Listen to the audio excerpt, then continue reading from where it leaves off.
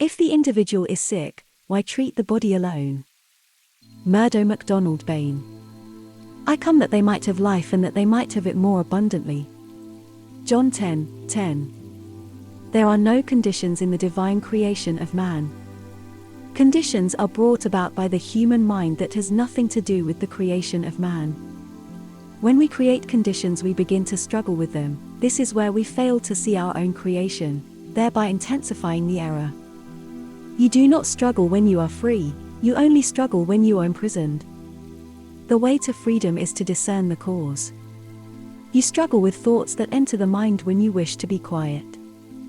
These thoughts you think are foreign to your nature, so you try to banish them, but instead of getting rid of them, they worry you further because you struggle with them. It is necessary to become aware of the movements of the mind without struggle, then they will dissolve away. If you are aggressive, quarrelsome, nagging all day long, if you are jealous, envious, selfish, and egotistical, etc., you will see that these are the false movements in which you are caught up, thus you imprison yourself. If there are difficulties, it is no use trying to escape from them but to face them with confidence, for this is an opportunity to assert the Christ life. Yet every sensation must be dealt with carefully and not ignorantly denied, otherwise it will rise again in the nature. Patience and understanding is the basis upon which we must act so that the Christ can speak the word of power from within. When this is done with understanding, there will be an unfolding of the real self. The body is for the purpose of your experiencing life in the flesh, but the flesh has no say in the matter. When the true awakening comes through understanding that which is false, the real self frees itself from conditions that surround it in the flesh. We make our limitations by clinging to the form. Spirit is life and life is formless and is the only creative power, being complete whole. It is the Christ that possesses the body of flesh. When this is understood, there is a renewal of the Christ life in the body.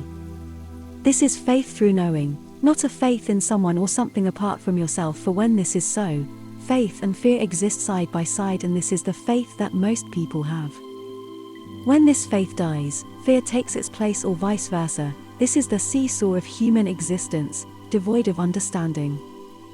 Without knowing understanding, we react to things external to ourselves, so our creative power is turned in the wrong direction. So the things you do not want but which you fear, you get. Through lack of knowing and understanding, we unconsciously use our creative power. This is probably the biggest factor for much of our unhappiness and ill health. The reason for this ignorant reaction is because most people believe and act in separation. Man divorces himself from his divine inheritance because of his belief in separation. In this way he has become impotent while the outer rules him.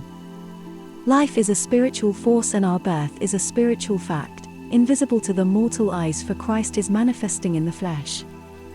If one is caught up in the stream of unconscious reactions in fear and anxiety, this leads you away from the Christ within that is all-powerful. Let it be quite plain that God has always been manifest in the world. And the Christ is the love of God manifest in the flesh. When we have no longer the belief in separation, we will know that God is all in all. Then our false beliefs and ideas will disappear and the consciousness of the Christ within will manifest, making all things anew. It is the state of consciousness that brings about the outward manifestation in all planes, both in the inner and the outer. When we know this, we can avoid much unnecessary suffering. Those who acquaint themselves with this understanding can specify with authority, knowing that they are exercising powers bestowed upon them by the Almighty. Recognition of the Almighty is not the recognition of something that is outside ourselves, for the Almighty is not a relative thing. Even to talk about the Almighty puts him in a relative position, and this is wrong. But with understanding we can speak the word of power from within, knowing that the word will not return void but will accomplish that which it is sent forth to do. If we are dependent upon an outside source, we are not using the almighty creative power from within. Around you are many people in sickness, misery, and want who are followers of the personal Jesus, but they have not made the great discovery of the indwelling Christ. There is no special state of learning required for one to renew the body and soul. For the laws of nature, mental, spiritual, and physical, will serve us in exact proportion that we understand and observe them. Love is the secret. Do unto others as you would have them do unto you, is not a mere command but the law of divine protection.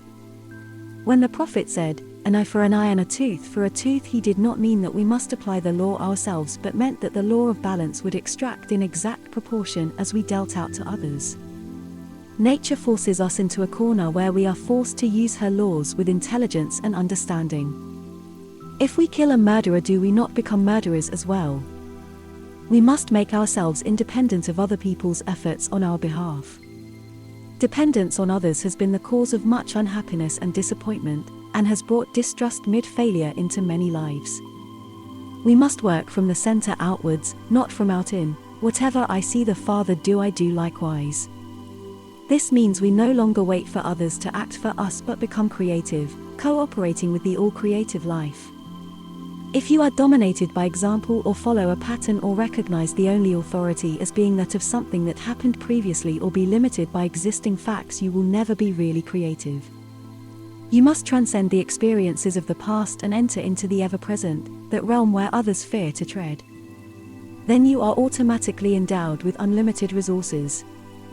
Remember, we cannot use the law unless we apply it. The true sower is one who knows himself, then his faith increases.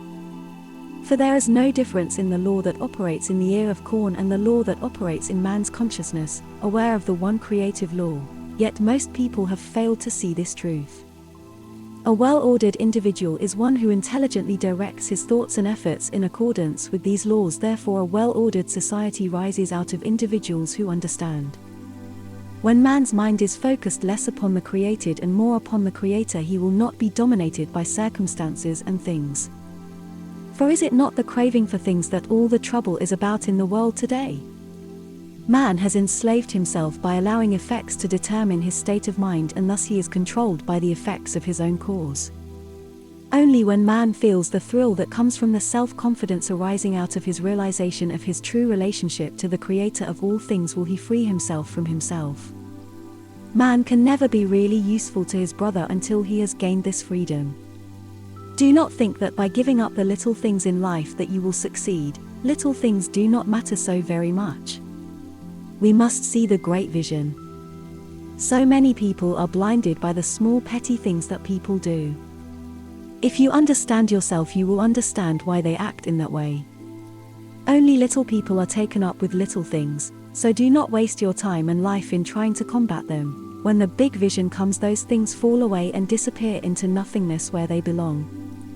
We must not separate heaven from earth, but bring the kingdom of heaven onto earth.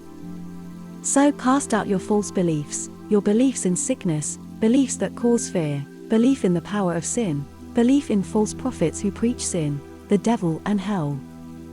Instead, lift your eyes to the sky, and as the sun rises you will see all the stars disappear. They give way and go into the background. So with us, when we realize the truth of our being, all these things dissolve away with the personal self, with all its prejudices and possessiveness. Then we shall be like him who made us in his own likeness. Benediction. O Mighty One, thou art not separate but one with me eternally. In thee there is no evil, for the devil cannot exist in thy omnipresence. It was the king of illusion who sat on the throne of ignorance, was the cause of ill health, unhappiness, and my soul blindness. It was in my deepest moment of despair that I heard thy voice calling, be not afraid, for I am with thee always. Then the light that shone from the beginning of time blotted out all the darkness in my mind. Now I see with clear sight all that hinders thy expression. I thank thee, O Mighty One, that thy light becomes mine forevermore. My peace and my love remain with you. Yours very sincerely, Murdo MacDonald-Bayne.